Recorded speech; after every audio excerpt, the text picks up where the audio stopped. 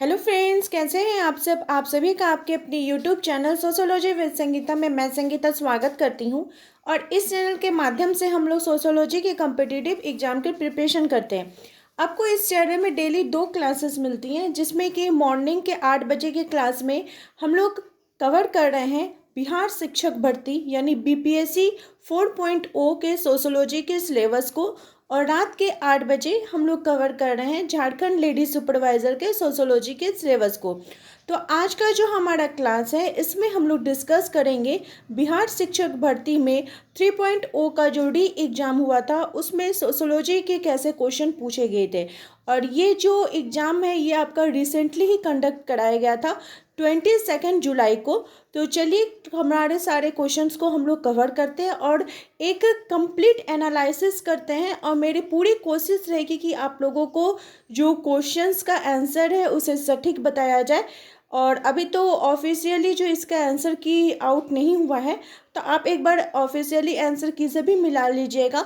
हो सकता है कि एक दो क्वेश्चंस जो है वो जो बीपीएससी है वो डिफर करे आंसर को, लेकिन मेरी पूरी कोशिश रही है कि आप लोगों को सटीक आंसर बताया जाए। और वैसे स्टूडेंट्स जो बीपीएससी 4.0 के सोशियोलॉजी की प्रिपरेशन कर रहे हैं, वो जो कॉन्टैक्ट नंबर दिया हुआ है, आप उसमें कॉन्टैक्ट करके नोट्स को परचेस कर सकते हैं। और इस बार का जो एस्टेट का एग्ज़ाम था, उसमें मेरे क्लास से 75% से भी ज़्यादा क्वेश्चंस है वो डायरेक्ट आपको देखने को मिले होंगे।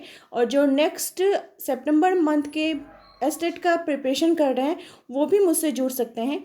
अगर आप नोट्स परचेस करते हैं तो उसमें आपको एस्टेट के साथ ही साथ आपके बीपीएससी 4.0 की भी तैयारी करवाई जाएगी।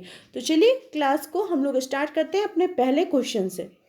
आप लोगों को जो सोशियोलॉजी का नोट्स दिया जाएगा वो एनसीईआरटी बेस्ड रहेगा और मेरे हैंड रिटन नोट्स आपको मिलेंगे। और साथ ही साथ हम लोग प्रीवियस ईयर के क्वेश्चंस को भी कवर करते चलेंगे। इससे क्या होगा कि एक बेसिक जो हम लोग का कॉन्सेप्ट रेडी रहेगा कि कैसे क्वेश्चन पूछे जाते हैं। तो देखिए, जो पहला क्वेश्चन है, क्वेश्चन नंबर 71 से स्टार्ट हुआ है। तो आप लोग को तो पैटर्न पता ही होगा कि ये 3 पेपर का एग्जाम होता है बीपीएससी का। फर्स्ट पेपर जो रहता है उसमें आपको क्वालिफाइंग मार्क्स का रहता है। सेकंड पेपर जो रहता है वो 40 मार्क्स का जीके जीएस रहता है। और थर्ड पेपर जो आपका सब्जेक्ट रहेगा सोशियोलॉजी, सबको 80 मार्क्स के क्वेश्चन पूछे जाएंगे। तो पहला क्वेश्चन पूछा गया था कि महिला आंदोलन किस प्रकार का सामाजिक आंदोलन है। ठीक है, तो महिला आंदोलन जो है वो महिलाओं की स्थिति में सुधार करने के लिए होगा। तो ये कैसा आंदोलन है कि ये सुधारवादी आंदोलन है। क्वेश्चन नंबर 72 पूछा जा रहा है कि चिपको आंदोलन निम्नलिखित में से किसका उदाहरण है। कौन सा आंदोलन? तो चिपको आंदोलन की बात की जा रही है। तो चिपको आंदोलन जो है ये पारिस्थितिकीय आंदोलन है। कैसा आंदोलन है? पारिस्थितिकीय आंदोलन है। क्योंकि चिपको आंदोलन जो है वो हम लोग सभी जानते हैं कि वे इन्वायरमेंट से रिलेटेड है, जिसमें पेड़ों की रक्षा करने के लिए हुआ था। तो इस प्रकार का अगर आपको जो परिस्थिति के अनुसार कोई अगर आंदोलन होता है तो वो जो रहेगा पारिस्थितिकी आंदोलन रहेगा। नेक्स्ट क्वेश्चन है कि क्वेश्चन नंबर 73 कि 1970 के दशक में नए किसान आंदोलन किस क्षेत्र में प्रारंभ हुए थे। तो जो 1970 के दशक में बात की जा रही है, ठीक है, तो वो समय कैसा था? तो वो हरित क्रांति का समय था। 1967 से स्टार्ट हुआ था। तो वो कहाँ कहाँ आपको देखने को मिला है? तो ये उपयुक्त में से एक से अधिक हो जाएगा, क्योंकि पंजाब में भी, तमिलनाडु में भी हमें ये देखने को मिला था। नेक्स्ट क्वेश्चन हम लोग बढ़ते हैं। क्वेश्चन नंबर 74 पूछा जा रहा है कि निम्नलिखित में से कौन सा भारत में जनजातियों को वर्गीकृत करने के लिए उपयोग किया जाने वाला एक स्थायी गुण है। जनजातियों को वर्गीकृत करना है, ठीक है, उसका स्थायी गुण की बात की जा रही है। तो उनके भाषा के आधार पर, उनके परिस्थितिकी आवास और उनके क्षेत्र के आधार, ये सारा ही हो जाएगा। इसलिए आपका जो ऑप्शन है उपयुक्त में से ए से अधिक हो जाएगा। और ये ऐसा कैसे बोला गया है? तो जो चंदा कमेटी थी 1960 की, उसके अनुसार ऐसे हम लोग उसको वर्गीकृत कर सकते हैं, जनजातियों को वर्गीकृत कर सकते हैं। क्वेश्चन नंबर 75 पूछा जा रहा है कि अर्जित लक्षणों के आधार पर जनजातियों का वर्गीकरण किस मानदंड का उपयोग करता है। अर्जित, ठीक है, अर्जित परिस्थिति और आपका प्रदत्त परिस्थिति हम लोग जानते हैं। तो अर्जित लक्षणों के आधार पर हम किस प्रकार से जनजातियों का वर्गीकरण करेंगे? तो उपयुक्त में से एक से अधिक हो जाएगा, क्योंकि उनके आजीविका के साधन के आधार पर, भाषा के आधार पर, हिंदू समाज में समावेश की सीमा के आधार पर, तो ये सारे ही इसके ऑप्शन हो जाएंगे।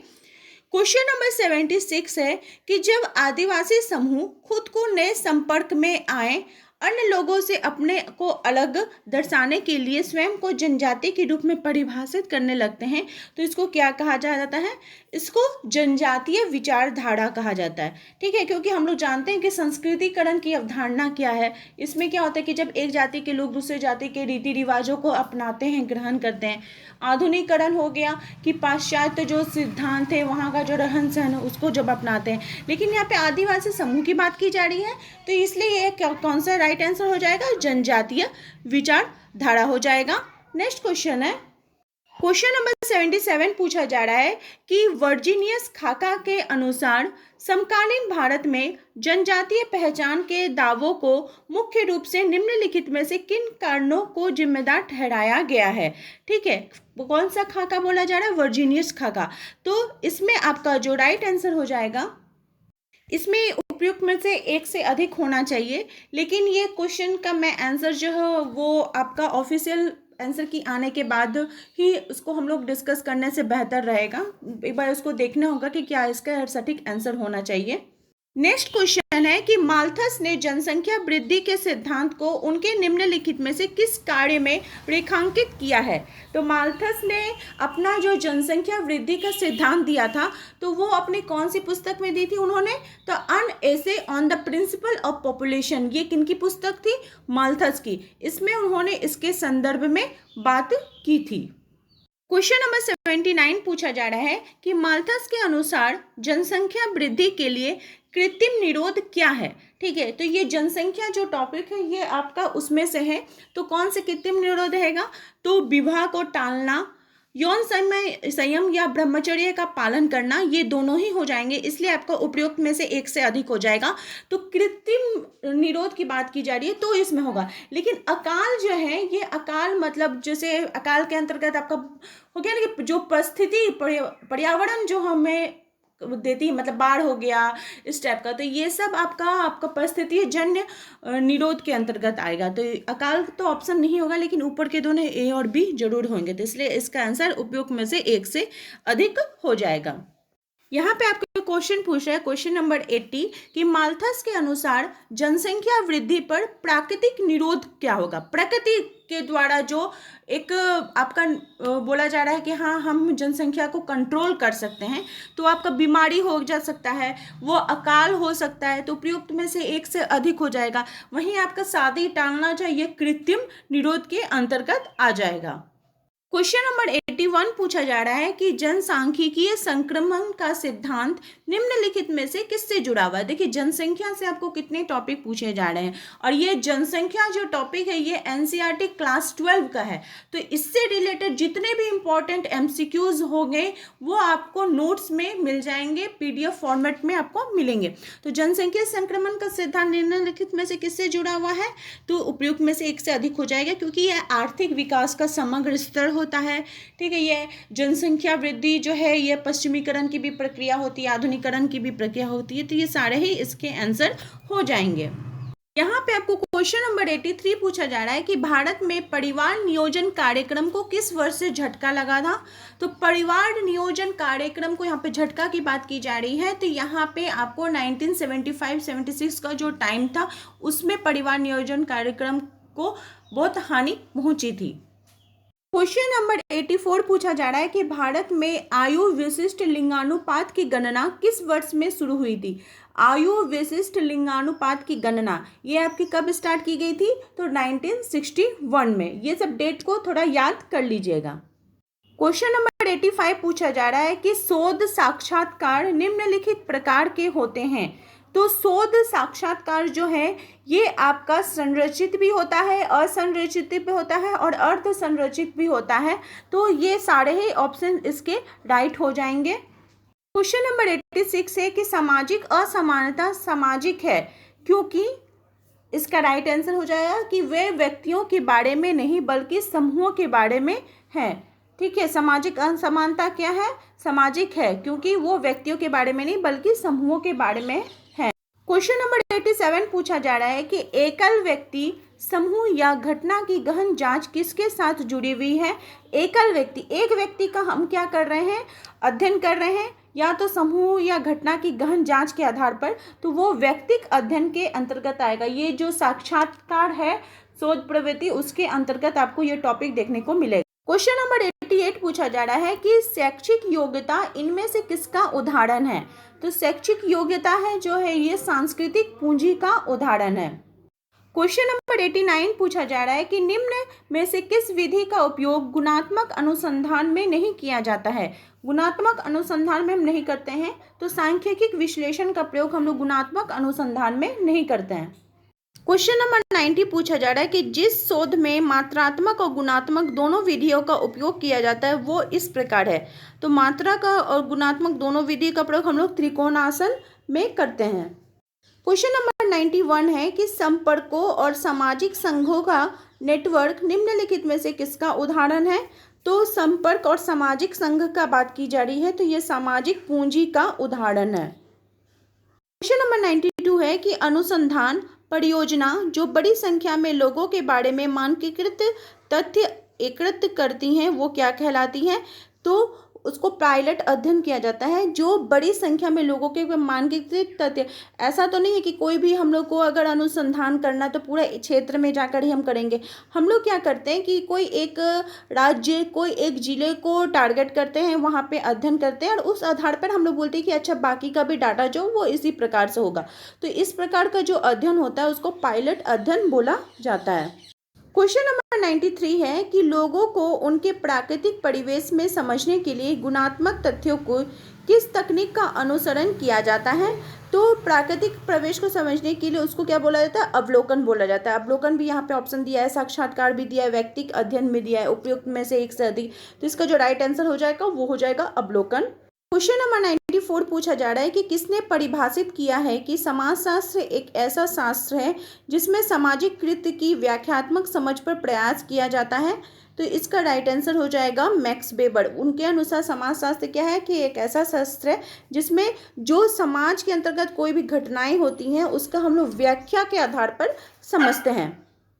क्वेश्चन नंबर 95 पूछा जा रहा है कि किसके अनुसार समाजशास्त्र सामाजिक तथ्यों का अध्ययन करता है। तो सोशल फैक्ट की बात कौन करते हैं, तो इमानुएल दुर्खैम जी करते हैं। नेक्स्ट क्वेश्चन है कि निम्नलिखित में से कौन धर्म और सामाजिक परिवर्तन के अध्ययन से संबंधित है। तो धर्म और सामाजिक परिवर्तन का अध्ययन किनके द्वारा किया गया है, तो मैक्स वेबर जी के द्वारा। क्वेश्चन नंबर 97 है कि वह प्रणाली जिसके द्वारा किसी समाज में लोगों की श्रेणियों का एक पद क्रम के अनुसार स्थान दिया जाता है, तो वो क्या कहलाती है। सामाजिक असमानता, सामाजिक स्तरीकरण, सामाजिक समूह, उपयुक्त में से एक से अधिक या उपयुक्त में से कोई नहीं। तो क्या बोला जा रहा है, पद क्रम के उसकी श्रेणी के लोगों के श्रेणी का हम लोग उनके पद क्रम के अनुसार स्थान दे रहे हैं, तो वो सामाजिक स्तरीकरण कहलाएगा। नेक्स्ट क्वेश्चन है कि तार्किक क्रिया और अतार्किक क्रिया के बीच किसने अंतर किया है, तो विल्फ्रेडो पेरेटो ने।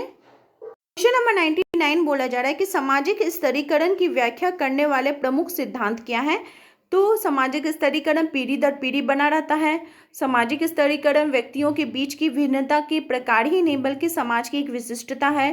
सामाजिक स्तरीकरण विश्वास या विचारधारा द्वारा समर्थित है या उपयुक्त में से एक से अधिक या उपयुक्त में से कोई नहीं। तो इसका जो राइट आंसर हो जाएगा उपयुक्त में से एक से अधिक। ठीक है। क्वेश्चन नंबर 100 पूछा जा रहा है कि सोरोकिन के सामाजिक परिवर्तन के चक्रीय सिद्धांत में वर्णित संस्कृतियां कौन सी हैं।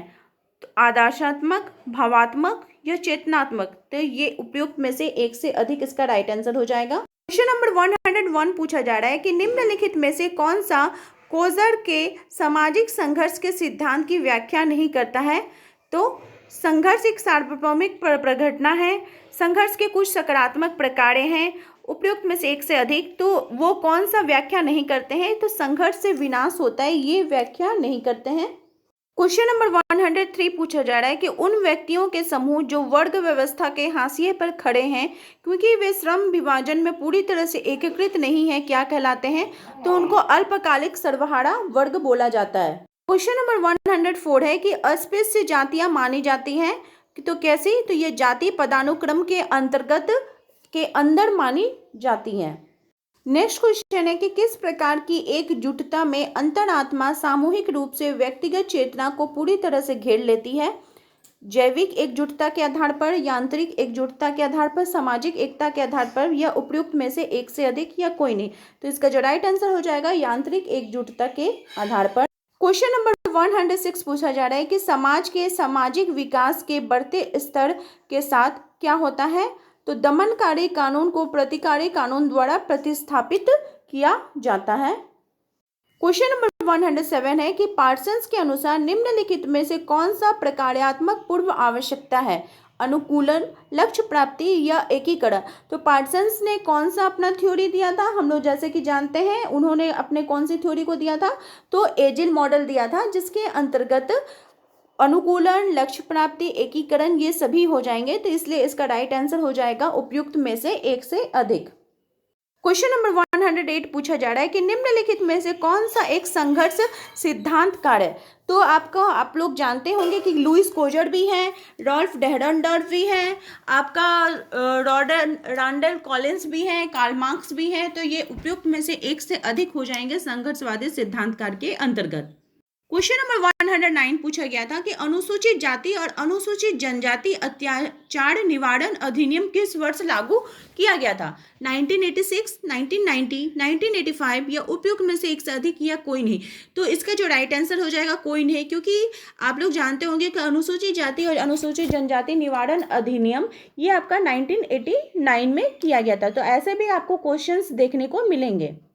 देखिए यहाँ पे क्वेश्चन पूछा जा रहा है कंफ्यूज करने के लिए कि निम्नलिखित में से कौन प्रत्यक्षवाद से संबंधित है? तो प्रत्यक्षवाद यानी पॉजिटिविज्म, तो हम लोग जानते हैं कि इसका जो राइट आंसर हो जाएगा अगस्त कॉम्ट होगा। लेकिन आपके दुर्खैम भी जो है वो प्रत्यक्षवाद से है, क्योंकि दुर्खैम जी का जो सोशल फैक्ट है, ठीक है, सामाजिक तथ्य है, वो किससे रिलेटेड है? तो पॉजिटिविज्म से, प्रत्यक्षवाद से रिलेटेड है। इसलिए इसका राइट आंसर हो जाएगा उपयुक्त में से एक से अधिक। तो इस प्रकार का जो आपको कॉन्सेप्ट उसको आपको समझना पड़ेगा कि क्वेश्चन जो है वो कैसा पूछा जा रहा है। क्वेश्चन नंबर 111 पूछा जा रहा है कि उपहास और गपशप किसके उदाहरण है? तो ये अनौपचारिक सामाजिक नियंत्रण के उदाहरण होते हैं।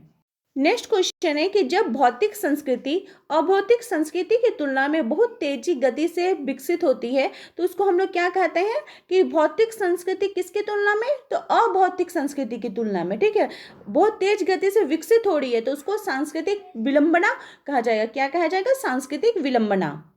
क्वेश्चन नंबर 113 पूछा जा रहा है कि निम्नलिखित में से कौन संदर्भ समूह के प्रकार हैं? संदर्भ समूह की अवधारणा किसने दी थी? एम.एन. श्रीनिवास ने दी थी। और इसके प्रकार की बात की जा रही है तो आपका नकारात्मक, सकारात्मक, ये सभी हो जाएंगे। तो इसलिए इसका राइट आंसर एक में से अधिक हो जाएगा। नेक्स्ट क्वेश्चन है कि संविधान के किस अनुच्छेद के तहत अस्पृश्यता को समाप्त करने की बात की गई है? छुआछूत, अस्पृश्यता, दुख सब तो हम लोग पढ़ते ही आ रहे हैं, ठीक है, कब कि किसमें? आर्टिकल 17 में। लेकिन यहाँ पे देखिए आर्टिकल 17 दिया ही हुआ नहीं है। तो इसका राइट आंसर क्या हो जाएगा? उपयुक्त में से कोई नहीं। एकदम आपको कंफर्म रहना है कि क्वेश्चन क्या पूछ रहा है, उसका आंसर क्या है, तो मतलब गलती नहीं करना है, ठीक है। नेक्स्ट क्वेश्चन है कि द्वितीय पिछड़ा वर्ग आयोग का नेतृत्व किसके द्वारा किया गया था? यहाँ पे क्या पूछा जा रहा है? द्वितीय पिछड़ा वर्ग आयोग। पहला पिछड़ा वर्ग आयोग पूछेगा तो काका कालेलकर हो जाएगा, ठीक है, और द्वितीय की बात की जाएगी तो वो कौन हो जाएंगे? बीपी मंडल होंगे। दोनों ही ऑप्शन दिया है कंफ्यूज करने के लिए, लेकिन आपको पहला और द्वितीय याद रखना, पहला काका और द्वितीय में बीपी मंडल हो जाएगा। क्वेश्चन नंबर 117 पूछा जा रहा है कि जातियों का पदानुक्रमिक क्रम किसके भेद पर आधारित है? तो जाति के अंतर्गत जब हमें पदानुक्रम की बात की जा रही है, उनके स्टेटस की बात की जा रही है, उनका स्तरीकरण की बात की जा रही है, तो हम लोग कैसे करेंगे? शुद्धता और अशुद्धता के आधार पर वर्गीकरण करेंगे। नेक्स्ट है अप्रकट प्रकार वे हैं जो क्या होते हैं? अनपेक्षित होते हैं, जिसको हम नहीं जानते होंगे, ठीक है, तो वही तो अप्रकट होगा ना। तो अनपेक्षित मतलब हमको उसके बारे में जानकारी नहीं है। क्वेश्चन नंबर 119 पूछा जा रहा है कि संस्कृति एक जटिल संपूर्ण है जिसमें शामिल होते हैं। तो संस्कृति में क्या होती है? हमारे आस्था शामिल होते हैं, हमारा ज्ञान शामिल होता है, हमारी कला शामिल होती है, हमारा धर्म होता है। तो उपयुक्त में से एक से अधिक इसका राइट आंसर हो जाएगा। नेक्स्ट क्वेश्चन है कि ईवी रामास्वामी नायकर को निम्न जाति आंदोलन के नेता के रूप में भारत के किस भाग के रूप में जाना जाता है? तो ईवी रामास्वामी नायकर, जिनको को पेरियार के नाम से भी जाना जाता है, तो वो कहाँ के थे? वो केरला के थे। तो इसका जो राइट आंसर हो जाएगा वो क्या हो जाएगा? दक्षिण भारत हो जाएगा। नेक्स्ट क्वेश्चन है कि मैक्स वेबर ने स्तरीकरण के निम्नलिखित में से किस आधार पर शुरुआत की थी? तो मैक्स वेबर ने जो स्तरीकरण का आधार बताया था वो बताया था वर्ग, परिस्थिति और शक्ति के आधार पर। देखिए, स्तरीकरण में अगर वर्ग, परिस्थिति और शक्ति का बात होगा तो मैक्स वेबर हो जाएंगे। वही अगर स्तरीकरण में प्रकार्यात्मक बोला जाएगा, ठीक है, प्रकार्यात्मक का मतलब होता है कि जो हमारे लिए जो इम्पोर्टेंट है, ठीक है, जो भी हमको इम्पोर्टेंट मदद कर रहा है, तो अगर प्रकार्यात्मक सिद्धांत की बात की जाएगी तो डेविस तथा मूर हो जाएगा। ये सब जो है ये की कॉन्सेप्ट है जिसको आपको पकड़ के रखना होगा, ताकि आप वो शब्द देखें और आपको आंसर का पता चल जाए कि हाँ इसका आंसर क्या होना चाहिए।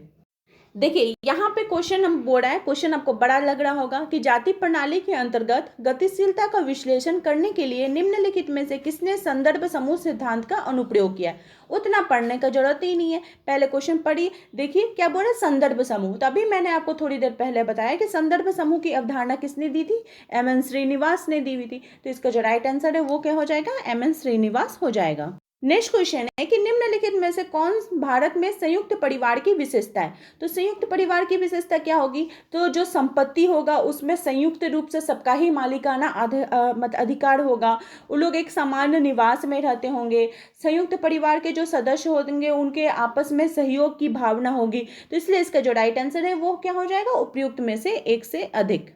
नेक्स्ट है, बुक से भी रिलेटेड आपको क्वेश्चन देखने को मिलेंगे। क्वेश्चन पूछा जा रहा है, the death of the family पुस्तक किसके द्वारा लिखी गई है? तो डेविड कपूर जी के द्वारा। किसके द्वारा? डेविड कपूर जी के द्वारा। कि यहाँ पे क्वेश्चन पूछा जा रहा है कि 126 नंबर कि परिवार के विविध पारिवारिक स्वरूपों को किस आधार पर वर्गीकृत किया जा सकता है? ठीक है, पारिवारिक स्वरूप को तो हम लोग उत्तराधिकार का नियम, निवास का नियम, भोजन पद्धति, इन सभी के आधार पर उसको वर्गीकृत कर सकते हैं। तो इसलिए इसका राइट आंसर क्या हो जाएगा? उपयुक्त में से एक से अधिक। देखिए, ये परिवार नातेदारी का टॉपिक है। इसमें बोला जा रहा है इनमें से किसमें पति पत्नी और रिश्तेदार पर प्राथमिक जोड़ होता है? तो जो पति पत्नी और उनके रिश्ते का जो रिश्ता होता है वो कैसा हो जाएगा? तो दाम्पत्य मूलक परिवार हो जाएगा, ठीक है, पति पत्नी का। नेक्स्ट क्वेश्चन है कि निम्नलिखित में से कौन सा मातृवंशीय समाज का उदाहरण है? तो खासी, गारो, ये सब कैसा हो जाएगा? आपका जो मातृवंशीय समाज का उदाहरण हो जाएगा। नेक्स्ट क्वेश्चन है कि निम्नलिखित में से किसने पारंपरिक सत्ता और तर्कसंगत कानूनी सत्ता का विश्लेषण किया है? तो सत्ता के वर्गीकरण, पारंपरिक सत्ता और तर्कसंगत कानूनी सत्ता का वर्गीकरण किनके द्वारा किया गया है? तो मैक्स वेबर जी के द्वारा किया गया है। नेक्स्ट क्वेश्चन है कि नौकरशाही निम्नलिखित में से किस प्रकार का सत्ता है? तो नौकरशाही यानी ब्यूरोक्रेसी किसके द्वारा दी गई है? तो आपका मैक्स वेबर जी के द्वारा दिया गया है। और ये किस प्रकार का सत्ता है? तो यह कानूनी सत्ता होता है, ठीक है, जो ऑफिस में जो चलता है। तो कैसे हम लोग उसको कंट्रोल करते हैं? कानून के माध्यम से कंट्रोल करते हैं। नेक्स्ट पूछा जा रहा है कि आधुनिक समाज किसके द्वारा शासित होता है? अगर आपको परंपरागत समाज, प्राचीन समाज के बोलता तो आप धर्म कानून कर सकते थे, लेकिन यहाँ पे जब आधुनिक समाज की बात की जा रही है कि वहाँ पे कैसे शासन होते हैं, तो वो कैसा हो जाएगा? कानून का शासन हो जाएगा। नेक्स्ट क्वेश्चन है कि कुछ शक्तिशाली फर्मों द्वारा किसी बाजार या उद्योग पर प्रभावी नियंत्रण और प्रभुत्व को जाना जाता है, किस आधार, किस मतलब उसका नाम क्या बोला जाता है? तो उसको अल्पाधिकार बोला जाता है। नेक्स्ट क्वेश्चन है कि निम्नलिखित में से किसने अपनी पुस्तक इकोनॉमी एंड सोसाइटी में पुश्तैनीवाद का विश्लेषण किया है? ठीक है, इकोनॉमी एंड सोसाइटी पुस्तक किसकी है? तो मैक्स वेबर जी की है। नेक्स्ट क्वेश्चन है कि निम्नलिखित में से किसने कुला एक्सचेंज का अध्ययन किया है? तो कुला विनिमय, ये जो थ्योरी किनके द्वारा दी गई? बोरिस्लाव मैलिनोवस्की जी के द्वारा कुला विनिमय का सिद्धांत इनके द्वारा दिया गया है। नेक्स्ट क्वेश्चन है कि बाजार विनिमय निम्नलिखित में से किस पर आधारित है? तो बाजार विनिमय किस पर आधारित होगा? बाजार के संबंधों पर आधारित होगा। व्यक्तिगत संबंध पर तो बाजार नहीं होगा, ना ही संविदात्मक में होगा। वो कैसा हो जाएगा? तो बाजार के आधार पर हो जाएगा। नेक्स्ट है the gift, the form and reason for exchange in अकार्किक सोसाइटी पुस्तक के लेखक कौन है? जो द गिफ्ट ये पुस्तक है, ये बहुत ही फेमस पुस्तक है। और ये पुस्तक किसकी है? तो मार्सेल मॉस की है। किसकी है? मार्सेल मॉस की। इसमें भी उन्होंने मतलब विनिमय सिद्धांत के बारे में एक डिग्री एक्सचेंज थ्योरी के संदर्भ में बात की है, लेकिन ये पुस्तक किसकी है? मार्सेल मॉस की। नेक्स्ट क्वेश्चन है कि निम्नलिखित में से कौन सा आर्थिक व्यवहार का गैर आर्थिक निर्धारक है। ठीक है, तो गैर आर्थिक निर्धारण, तो धार्मिक जो हो जाएगा ये आर्थिक आधार पर नहीं होगा, तो इसलिए जो धार्मिक मूल्य है वो गैर आर्थिक निर्धारक तत्व होते हैं। देखिए यहाँ पे एक कीवर्ड है जजमानी व्यवस्था। क्वेश्चन पूछा जा रहा है कि निम्नलिखित में से किसने जजमानी व्यवस्था के महत्व पर जोर दिया है। तो जजमानी व्यवस्था जहां पर भी आया जाएगा वो हो जाएगा उसका right answer William J Wiser हो जाएगा। और वहीं पर आपको अगर क्वेश्चन पूछता कि भारत में जजमानी व्यवस्था, तो इरावती कर्वे हो जाता। नेक्स्ट जो क्वेश्चन है, द वेल्थ ऑफ नेशन पुस्तक किसके द्वारा दी गई है। तो एडम स्मिथ जी के द्वारा। किसके? एडम स्मिथ जी के द्वारा, जो कि क्या है, वे अर्थशास्त्री हैं। उन्होंने अपनी पुस्तक लिखी थी the wealth of nation. Next question है कि जिस प्रक्रिया के द्वारा कोई वस्तु जो उपयोगी वस्तु नहीं थी को उपयोगी वस्तु बना दिया जाता है और वो बाजार अर्थव्यवस्था का हिस्सा बन जाती है, तो उसको क्या कहा जाता है। तो उसको क्या कहा जाता है, पन्नीकरण बोला जाता है। मतलब क्या हो रहा है कि पहले वो वस्तु बिक्री के योग्य नहीं थी, लेकिन अभी उसको बिक्री के योग्य बना दिया गया। जैसे देखिए हमारे समाज में, भारतीय समाज में क्या था कि विवाह को अगर तय होता था, रिश्ता तय होता था, तो जो परिवार के सदस्य होते थे वही तय करते थे कि उनके ही रिलेटिव में जो किसी के साथ संबंध बनाया जाता है। लेकिन अभी जो हम लोग का मॉडर्न सोसाइटी है उसमें कौन ले रहा है, मैरिज ब्यूरो स्थान ले रहा है कि आप मैरिज ब्यूरो को कांटेक्ट दे दीजिए, या फिर मैट्रिमोनियल जो प्रोफाइल रहता है उसमें आप अपना बायोडाटा, अपना फोटो अपलोड कीजिए।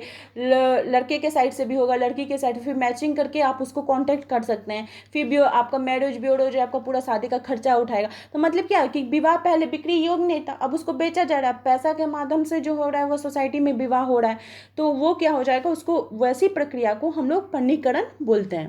क्वेश्चन नंबर 143 पूछा जा रहा है कि एक ऐसा निकाय जो एक विशेष क्षेत्र में विधि सम्मत एकाधिकार का सफलतापूर्वक दावा करता है उसे किस रूप में जाना जाता है। ठीक है, विधि सम्मत एकाधिकार का सफलतापूर्वक दावा, तो वो क्या कहलाएगा, उसको हम लोग राज्य बोलते हैं। क्वेश्चन नंबर 144 कि मैक्स मूलर निम्नलिखित में से किस धर्म का प्रारंभिक रूप मानते थे। तो मैक्स मूलर जो है धर्म का प्रारंभिक रूप प्रकृतिवाद को मानते थे।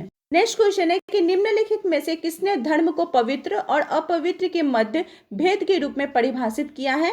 तो किनके द्वारा, इमाइल दुर्खाइम जी के द्वारा किया गया है। नेक्स्ट क्वेश्चन है कि निम्नलिखित में से कौन सा दृष्टिकोण मानता है कि परिवर्तन क्रमिक समायोजनात्मक तरीके से होता है, न कि अचानक हिंसक तरीके से। तो वो क्या हो जाएगा, आपका इसका राइट आंसर हो जाएगा उपयुक्त में से क्यों नहीं, क्योंकि वो जो परिवर्तन होता है उसको लीनियर प्रोसेस बोला जा रहा है, जिसमें इसमें आंसर ऑप्शन नहीं है, तो इसका राइट आंसर हो जाएगा लीनियर प्रोसेस। क्वेश्चन नंबर 147 पूछा जा रहा है कि धर्म के प्रभाव में कमी आने की प्रक्रिया को क्या कहा जाता है। कि धर्म का प्रभाव अगर कम होता जा रहा है तो उसको हम लोग बोलेंगे पंथ निरपेक्षीकरण। क्या बोलेंगे, पंथ निरपेक्षीकरण। नेक्स्ट है कि हरित क्रांति के अधिकांश क्षेत्रों में नई तकनीक से कौन लाभान्वित हो सका है। तो हरित क्रांति के फलस्वरूप कौन से किसान हुए हैं, तो जो बड़े किसान हैं वे इसमें ज्यादा लाभान्वित हुए हैं। क्वेश्चन नंबर 149 पूछा जा रहा है कि एक सामाजिक आंदोलन की क्या विशेषता है। तो जो सामाजिक आंदोलन होते हैं उसमें नेतृत्व पाया जाता है, निरंतर उसके अंतर्गत सामूहिक कार्यवाही होती है, साझा उद्देश्य और विचारधाराएं होती हैं, तो इसलिए इसका राइट आंसर हो जाएगा उपयुक्त में से एक से अधिक।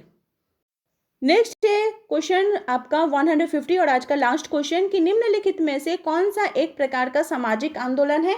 तो सामाजिक आंदोलन की बात की जा रही है तो सुधारवादी भी होता है, प्रतिनिधानात्मक भी होता है, क्रांतिकारी भी होता है, तो ये सभी हो जाएगा, उपयुक्त में से एक से अधिक हो जाएगा। तो आपने जब इस क्वेश्चंस को देखा तो आपको एक नॉलेज हो गया होगा कि किस प्रकार के क्वेश्चन जो है वो बीपीएससी पूछता है, और आपको भी तैयारी इसी आधार पर करवाई जाएगी। तो आप लोग मेरे चैनल के साथ बने रहिए। आप सभी का मेरे चैनल में बने रहने के लिए बहुत बहुत धन्यवाद।